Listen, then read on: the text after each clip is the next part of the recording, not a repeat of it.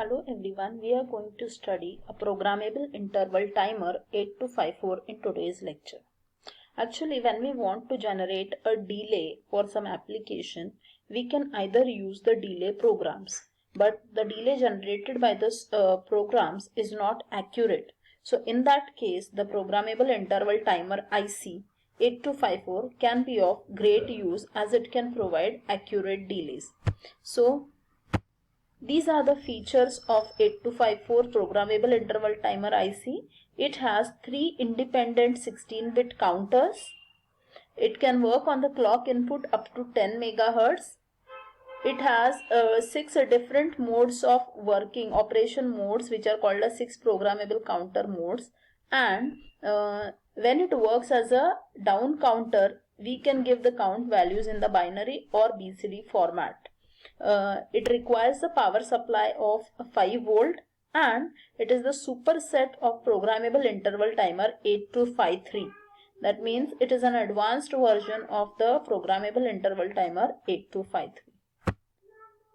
Now 8254 IC, it is a 24-pin IC in which we can see here for power supply it has a VCC and ground, and for the data transfer it has D0 to D7 8-bit data bus and 3 counters each having the clock and gate input and 1 output. So clock 0, clock 1 and clock 2, gate 0, gate 1 and gate 2, and out 0, out 1 and out 2. Besides that, for the chip select purpose it has CS bar, and for addressing on selecting a particular chip we have A0 and A1. For the read and write operation we have RD bar and WR bar. So these are the 24 pins of 8254 IC. This is a short description of all the pins. Here D0 to D7 is bidirectional data bus. Clock 0, clock 1 and clock 2, as we have already discussed, it is the clock input of every counter. Output 0, output 1 and output 2 are the output pins of each counter. Gate is also input of every counter, counter 0, 1 and 2.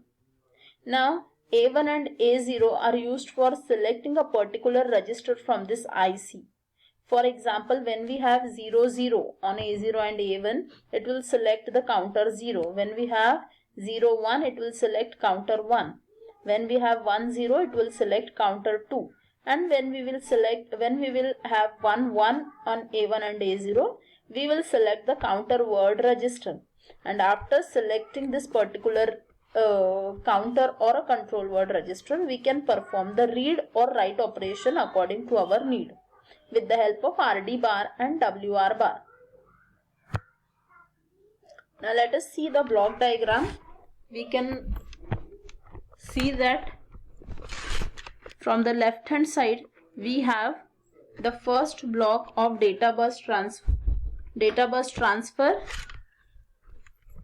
Then we have a read write logic block which has 5 inputs, the RD bar, WR bar, A0, A1, which helps to generate the control logic signals which are further given to the control word register and other counters also.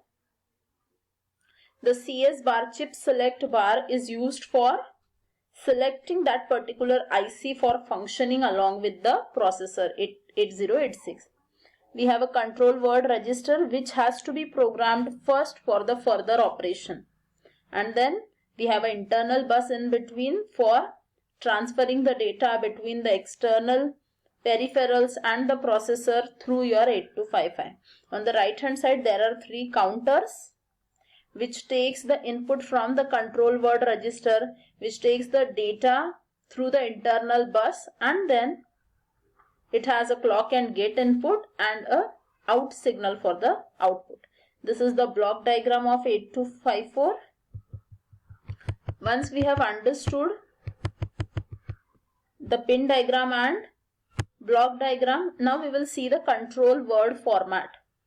Now in this control word format, for the desired counter operation of 8254, first of all we need to select or we need to program that 8254 according to our need. So control word is the particular word which we have to put in the control word register. It is a 8-bit register which has the following format. If we will start from LSB, the bit number 0,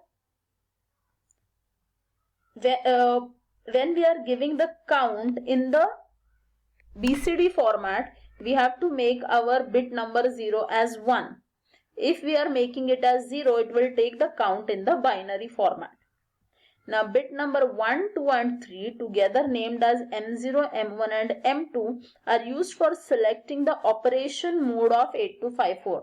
We are going to study the various modes of operation of 8254. There are total 6 modes from 0 to 5. So the combination of M2, M1 and 0 like 0, 0, 0, 0, 0, 1, they are used for selecting the mode of operation. Then bit number 4 and bit number 5 together are used for the read-write control operation. For example, if we have 0, 0 in that bit number 4 and 5, then we are giving counter latch command. If we are giving 0, 1, it will read or write only the least significant byte from our count value. If we are giving 1, 0 on this control word bits, it will read or write only the most significant byte of your count value. And if we are giving 1, 1 on bit number 4 and 5, then it will read and write least significant byte first and then followed by the most significant byte. The bit number 6 and 7 together are used for selecting which counter we are going to use for the counter operation or the timer operation. So if we have 0, 0, counter 0 will be selected, 0, 1, then counter 1 will be selected, 1, 0, then we will be selecting counter 2, and when we have 1, 1, it will be using a read back command.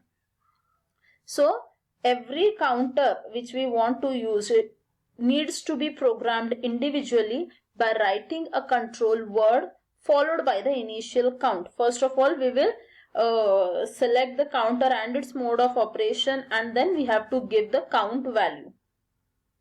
So count value in which format we are giving, which type of operation we want to do, and which mode of operation we have to perform on which particular counter, that all has to be selected through the control word format only. Now if we are doing a write operation, obviously as WR bar is a active low signal, we have to give 0 on WR bar, 1 on RD bar, and we have to select the chip. That is why CS bar should be 0. All these things should be put in the control word register. If we have to perform read operation, obviously our RD bar should be 0 and WR bar should be 1.